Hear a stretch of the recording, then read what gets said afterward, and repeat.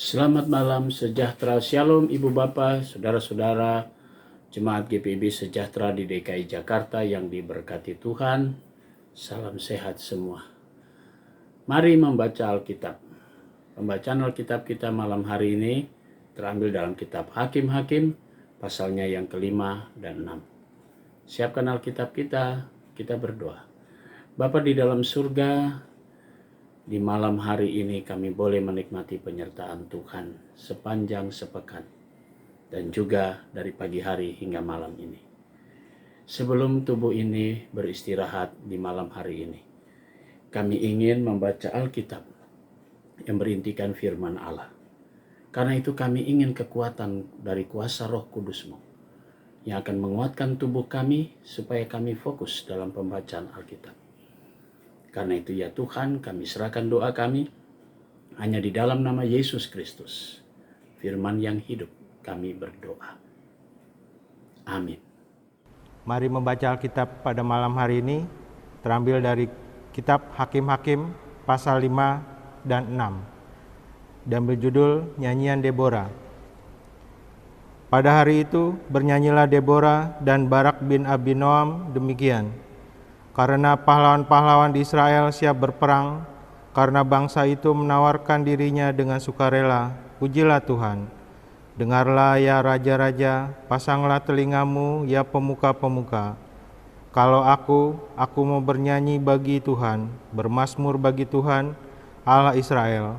Tuhan, ketika Engkau bergerak dari Seir, ketika Engkau melangkah maju dari daerah Edom, bergoncanglah bumi, tirislah juga langit, juga awan tiris airnya. Gunung-gunung, yakni Sinai, bergoyang di hadapan Tuhan Allah Israel. Dalam zaman Samgar bin Anat dan zaman Yael, kafilah tidak ada lagi, dan orang-orang yang dalam perjalanan terpaksa menempuh jalan yang berbelit-belit. Penduduk pedusunan diam-diam saja di Israel, ya, mereka diam-diam, sampai Engkau bangkit Deborah, bangkit sebagai ibu dari Israel. Ketika orang memilih Allah baru, maka terjadilah perang di pintu gerbang. Sesungguhnya perisai ataupun tombak tidak terlihat di antara 40.000 orang di Israel. Hatiku tertuju kepada para panglima Israel, kepada mereka yang menawarkan dirinya dengan sukarela di antara bangsa itu. Pujilah Tuhan, kamu yang menanggung keledai betina putih, kamu yang duduk di atas permadani, kamu yang berjalan di jalan, ceritakanlah hal itu. Di tempat-tempat penimbangan air, menurut suara orang-orang yang berdendang. Di sanalah orang menyanyikan perbuatan Tuhan yang adil. Perbuatannya yang adil terhadap orang-orangnya di pedusunan di Israel. Pada waktu itu, turunlah umat Tuhan ke pintu gerbang. Bangunlah, bangunlah Deborah. Bangunlah, bangunlah, nyanyikanlah suatu nyanyian. Bangkitlah Barak dan giringlah tawananmu, hai anak Abinoam. Lalu turunlah para bangsawan yang terluput. Umat Tuhan turun baginya sebagai pahlawan. Dari suku Efraim mereka datang ke lembah, mengikuti engkau, ya suku Benyamin, dengan laskarmu. Dari suku Maktir turunlah para panglima, dan dari suku Zebulon orang-orang pembawa tongkat pengerah. Juga para pemimpin suku Isakar menyertai Deborah. Dan seperti Isakar, demikianlah Naftali menyertai Barak. Mereka menyusul dia dan menyerbu masuk lembah. Tetapi pihak pasukan-pasukan suku Ruben ada banyak pertimbangan. Mengapa engkau tinggal duduk di antara kandang-kandang sambil mendengarkan seruling pemanggil kawanan? Di pihak pasukan-pasukan suku Ruben ada banyak pertimbangan. Orang-orang Gilead tinggal diam di seberang sungai Yordan. Dan suku Dan, mengapa mereka tinggal dekat kapal-kapal? Suku Asyer duduk di tepi pantai laut, tinggal diam di teluk-teluknya. Tetapi suku Zebulon ialah bangsa yang berani mempertaruhkan nyawanya. Demikian juga suku Naftali di tempat-tempat tinggi di padang. Raja-raja datang dan berperang. Pada waktu itu, raja-raja Kanaan berperang dekat Taanak, pada mata air di Megido. Tetapi perak sebagai rampasan tidak diperoleh mereka. Dari langit berperang bintang-bintang, dari peredarannya mereka memerangi Sisera. Sungai Kison menghanyutkan musuh. Kison, sungai yang terkenal dari dahulu kala itu. Majulah sekuat tenaga, hai jiwaku. Ketika itu menderaplah telapak kuda, karena berpacu lari kuda-kudanya. Kutukilah kota Meros, firman malaikat Tuhan. Kutukilah habis-habisan penduduknya, karena mereka tidak datang membantu Tuhan sebagai pahlawan. Diberkatilah Yael, istri Heber, orang Keni itu, melebihi perempuan-perempuan lain. Diberkatilah ia melebihi perempuan-perempuan yang di dalam kemah. Air diminta orang itu, tetapi suku diberikannya, dan cawan yang indah disuguhkannya dadi. Tangannya diulurkannya mengambil patok, tangan kanannya mengambil tukul tukang.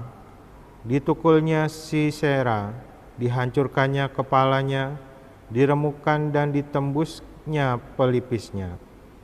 Dekat kakinya orang itu rebah, tewas tergeletak. Dekat kakinya orang itu rebah dan tewas. Di tempat ia rebah, disitulah orang itu tewas digagahi. Dari jendela, ibu Sisera menjenguk dan berseru dari tingkap, "Mengapa keretanya tak kunjung datang? Mengapa kereta-keretanya belum kedengaran?" Yang paling bijak di antara dayang-dayangnya menjawabnya, dan ia sendiri juga membalas perkataannya itu. Bukankah mereka mendapat jarahan dan membagi-baginya, gadis seorang dua untuk setiap orang? Jarahan kain berwarna sehelai dua untuk Sisera, jarahan kain sulaman aneka warna sehelai dua untuk leherku. Demikianlah akan binasa segala musuhmu ya Tuhan, tetapi orang yang mengasihinya bagai matahari terbit dalam kemegahannya. Lalu amanlah negeri itu 40 tahun lamanya. Gideon diangkat menjadi hakim. Tetapi orang Israel melakukan apa yang jahat di mata Tuhan. Sebab itu Tuhan menyerahkan mereka ke dalam tangan orang Midian 7 tahun lamanya, dan selama itu orang Midian berkuasa atas orang Israel. Karena takutnya kepada orang-orang Midian itu, maka orang Israel membuat tempat-tempat perlindungan di pegunungan, yakni gua-gua dan kubu-kubu. Setiap kali orang Israel selesai menabur, datanglah orang Midian, orang Amalek, dan orang-orang dari sebelah timur, lalu maju mendatangi mereka. Berkemahlah orang-orang itu di daerah mereka, dan memusnahkan hasil tanah itu sampai ke dekat Gaza, dan tidak meninggalkan bahan makanan apapun di Israel, juga domba atau lembu atau keledai pun tidak. Sebab orang-orang itu datang maju dan dengan ternaknya dan kemahnya, dan datangnya itu berbanyak-banyak seperti belalang. Orang-orangnya dan unta-untanya tidak terhitung banyaknya. Sekaliannya datang ke negeri itu untuk memusnahkannya, sehingga orang Israel menjadi sangat melarat oleh perbuatan orang Midian itu. Lalu berserulah orang Israel kepada Tuhan. Ketika orang Israel berseru kepada Tuhan karena orang Midian itu, maka Tuhan mengutus seorang nabi kepada orang Israel yang berkata kepada mereka, "Beginilah firman Tuhan Allah Israel, Akulah yang menuntun kamu keluar dari Mesir dan yang membawa kamu keluar dari rumah perbudakan. Aku melepaskan kamu dari tangan orang Mesir dan dari tangan semua orang yang menindas kamu. Bahkan aku menghalau mereka dari depanmu. dan negeri mereka kuberikan kepadamu. Dan aku telah berfirman kepadamu, Akulah Tuhan Allahmu, maka janganlah kamu menyembah Allah orang Amori yang negerinya kamu diami ini, tetapi kamu tidak mendengarkan firman-Ku ini. Kemudian datanglah malaikat Tuhan dan duduk di bawah pohon terbantin di Ofra, kepunyaan Yoas orang Abiezer itu, sedang Gideon anaknya mengirik gandum dalam tempat pemerasan anggur agar tersembunyi bagi orang Midian. Malaikat Tuhan menampakkan diri kepadanya dan berfirman kepadanya, Demikian, Tuhan menyertai engkau, ya pahlawan yang gagah berani. Jawab Gideon kepadanya, Ah Tuanku, jika Tuhan menyertai kami, mengapa semuanya itu menimpa kami? Di manakah segala perbuatan-perbuatannya yang ajaib yang diceritakan oleh nenek moyang kami kepada kami, ketika mereka berkata, Bukankah Tuhan telah menuntun kita keluar dari Mesir? Tetapi sekarang Tuhan membuang kami dan menyerahkan kami ke dalam cengkraman orang Midian. Lalu berpalinglah Tuhan kepadanya dan berfirman, Pergilah dengan kekuatanmu ini dan selamatkanlah orang Israel dari cengkraman orang Midian. Bukankah aku mengutus engkau? Tetapi jawabnya kepadanya, Ah Tuhanku, dengan apakah akan kuselamatkan orang Israel? Ketahuilah, kaumku adalah yang paling kecil di antara suku Manasye, dan aku pun seorang yang paling muda di antara kaum keluargaku.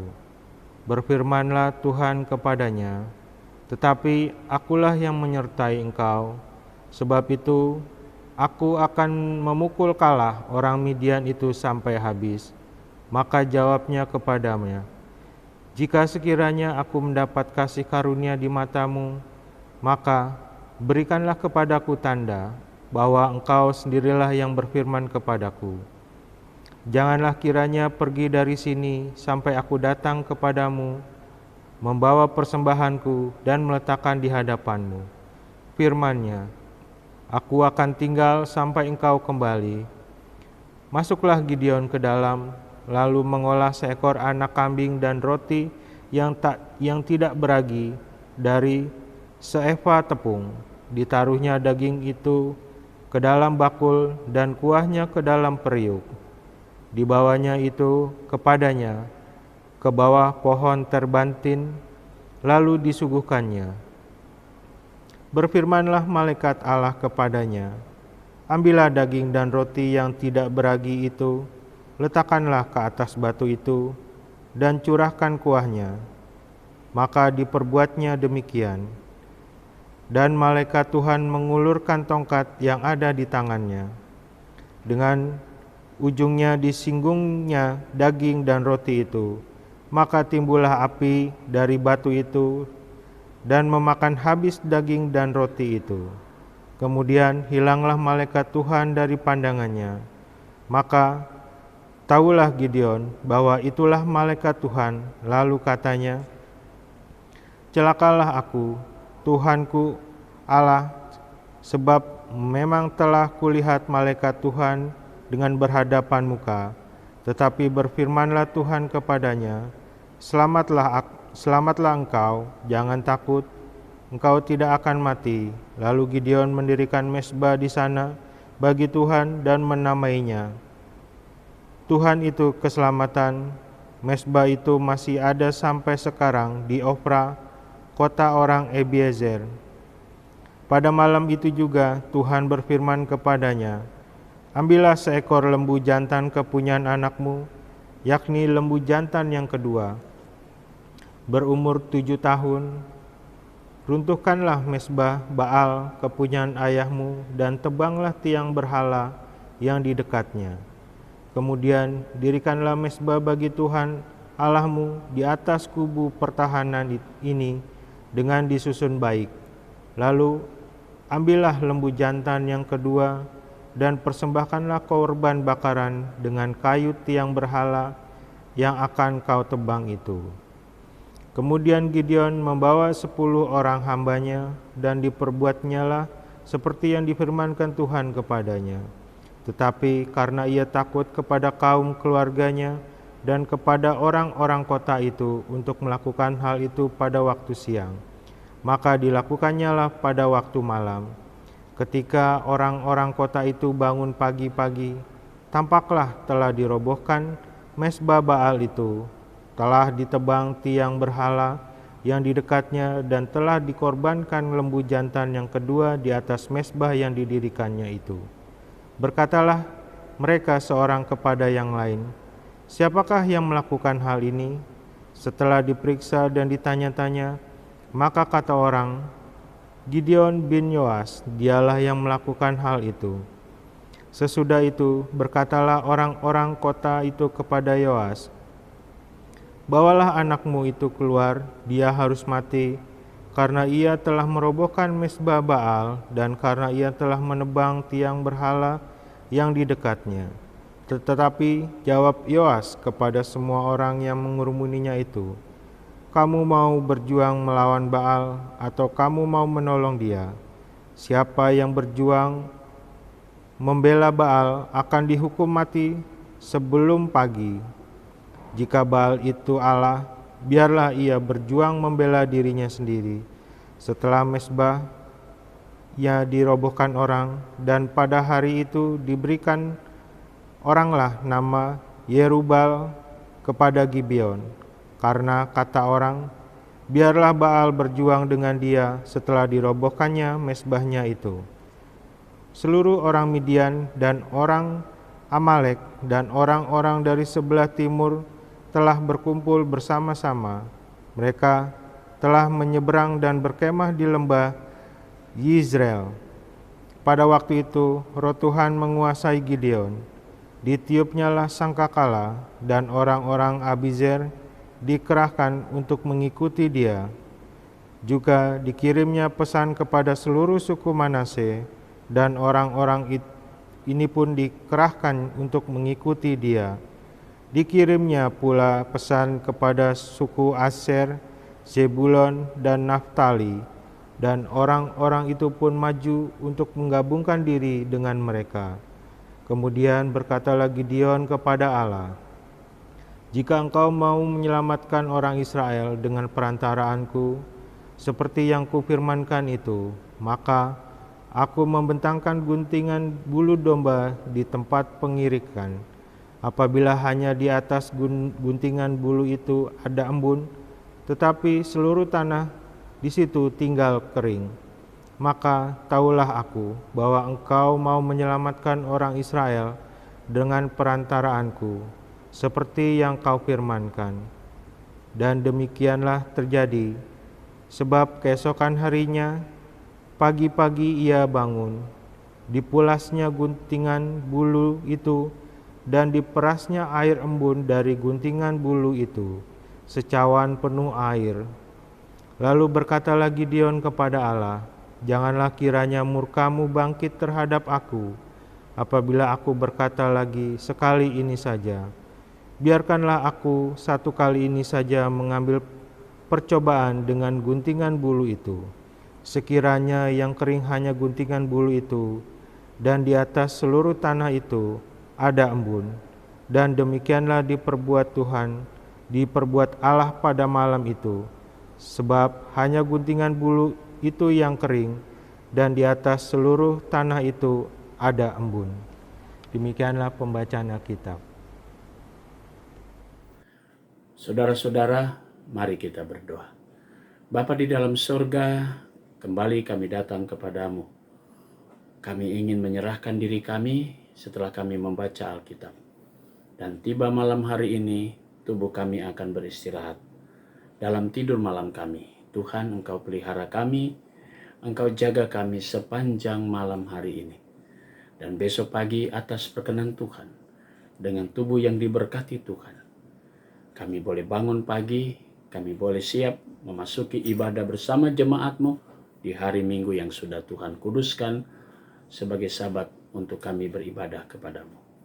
Terima kasih Tuhan, kami berdoa untuk jemaat GPIB sejahtera di DKI Jakarta, tiap keluarga, tiap pribadi.